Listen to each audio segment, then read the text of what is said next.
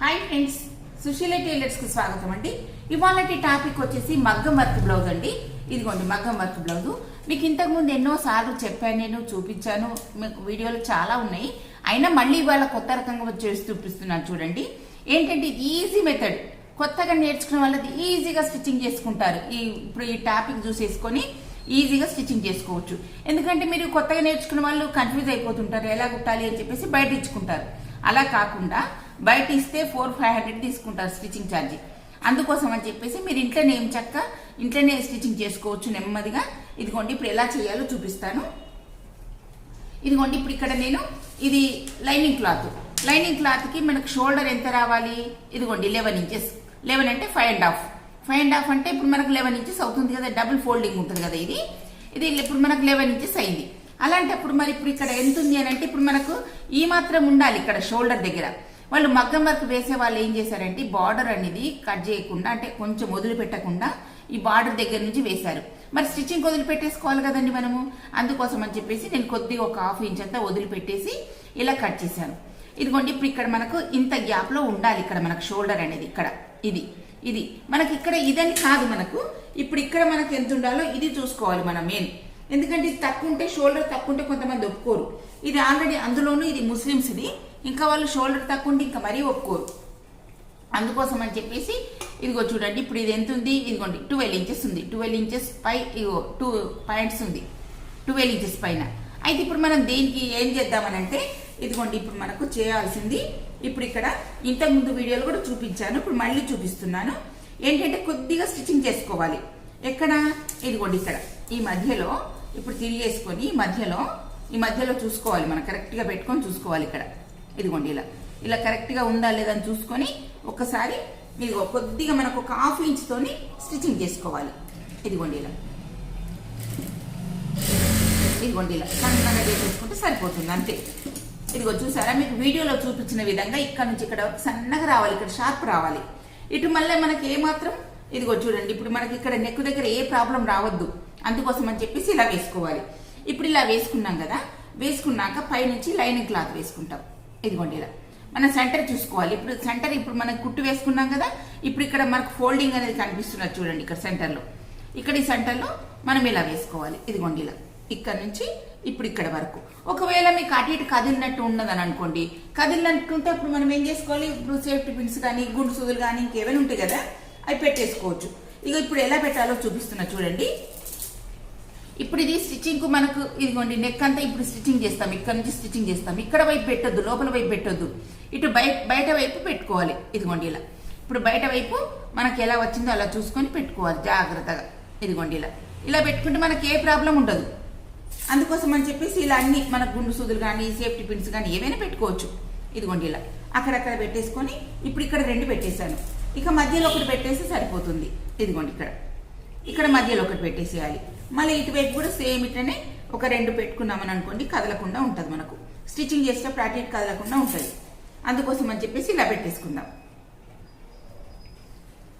ఇదిగోండి ఇలా పెట్టేసుకుంటే ఇప్పుడు మనకు కదలకుండా ఉంటుంది. స్టిచ్చింగ్ చేసినా కూడా ఎటు కదలకుండా ఉంటుంది. అందుకోసం అని చెప్పేసి మీరు ఇలా పెట్టుకొని స్టిచ్చింగ్ చేయండి, తప్పనిసరిగా మీకు కూడా స్టిచ్చింగ్ అనేది కరెక్ట్ గా వస్తుంది. ఇదిగోండి ఇప్పుడు ఎలా వేసుకోవాలంటే ఇప్పుడు ఇట్లా రివర్స్ వేసుకోవాలి. అంటే ఇప్పుడు మనకు ఈ లైనింగ్ క్లాత్ పైనుంచి వేసాం. ఇప్పుడు ఇక్కడ నుంచి ఇప్పుడు ఇక్కడ వరకు మనం ఉల్టా స్టిచ్చింగ్ చేసుకోవాలి. ఇప్పుడు ఇదంతా ఎలా స్టిచ్చింగ్ చేయాలో చూద్దాం ఒకసారి. ఇదిగోండి ఒకవేళ నేను పాదం మార్చలేను, పాదం కూడా మార్చుకోవచ్చు. సింగిల్ పాదం ఉంటుంది కదా, ఆ సింగిల్ పాదంతో కూడా వేసుకుంటే కూడా చక్కగా నీట్ గా వస్తుంది. కాకపోతే ఇప్పుడు నేను ఏం చేస్తున్నానంటే సింగిల్ పాదం మార్చకుండా ఇదే పాదంతో వేస్తున్నాను. ఇదిగోండి ఇలా ఏం చక్కగా ఇప్పుడు మనకు నీట్ గా వస్తుంది. ఇక్కడ స్టిచ్చింగ్ అనేది కదలకుండా, మనకు ఎటువైపు కూడా కదలకుండా, మనకు అటు ఇటు కదలకుండా, ఇప్పుడు ఇక్కడ ఈ థ్రెడ్ మీద స్టిచ్చింగ్ పడకుండా ఇదంతా కూడా నీట్ గా వస్తుంది. ఏ మాత్రం కూడా మనకు ఎగుడు దిగుడు రాకుండా కరెక్ట్ గా వస్తుంది. ఇదిగోండి ఇలా స్టిచ్చింగ్ చేసుకోవాలి. ఇలా స్లోగా చేసుకుంటూ ఇట్లా మన వైపు తిప్పుకుంటూ ఇలా చేసుకోవాలి.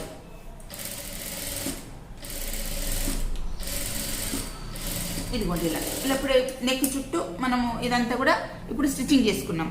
ఇప్పుడు మధ్యలోకి కట్ చేసుకోవాలి. ఇదిగోండి ఇప్పుడు ఏ విధంగా కట్ చేసుకోవాలంటే ఇదిగోండి ఇప్పుడు ఇక్కడ కొంచెం వదిలిపెట్టేసేయాలి. ఇలా వదిలిపెట్టేసి ఇలా కట్ చేసుకోవాలి. అంటే లైనింగ్ క్లాత్ పైనది బ్లౌజ్ పీస్ రెండు కట్ చేయాలి. ఇదిగోండి ఇక్కడ కూడా కొంచెం గ్యాప్ వదిలిపెట్టేసేయాలి. జస్ట్ ఉండి లేనట్టుగా ఇట్లా వదిలిపెట్టేసి, ఎక్కువ కూడా వదిలిపెట్టద్దు. ఎక్కువ వదిలిపెడితే మనకు ఇది తిరిగేసినప్పుడు మనకు ప్రాబ్లం అవుతుంది.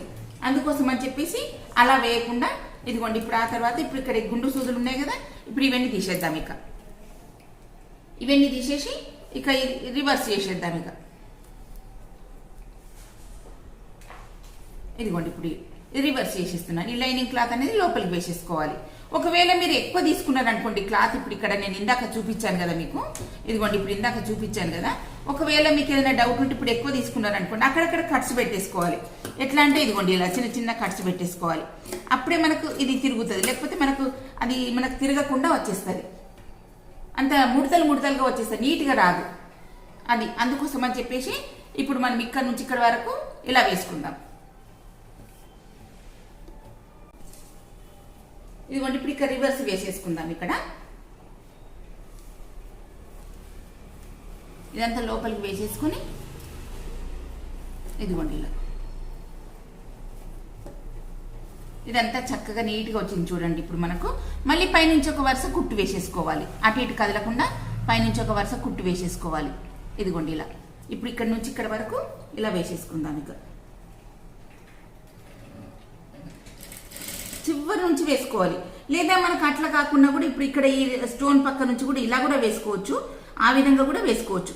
కాకపోతే కొంచెం స్టోన్స్ అడ్డొస్తుంటుంటాయి, అందుకోసం అని చెప్పేసి నేను ఇక్కడ నుంచే వేస్తున్నాను.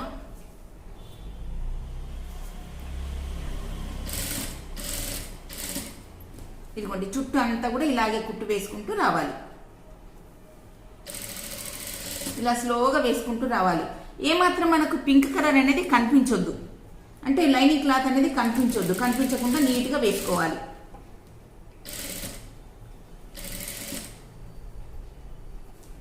ఇదిగోండి ఇలా జాగ్రత్తగా చూసుకుంటూ వేసుకోవాలి. అప్పుడే మనకు మగ్గం వర్క్ బ్లౌజ్ అనేది నీట్గా వస్తుంది. వాళ్ళ వర్క్ ఎలా ఉన్నా సరే మన స్టిచ్చింగ్ మాత్రం బాగుండాలి. అది మనకు అంతా స్టిచ్చింగ్లోనే ఉంటుందండి బ్లౌజ్ అదంతాను. అందుకోసం చూసుకుంటూ నీట్గా వేసుకోవాలి.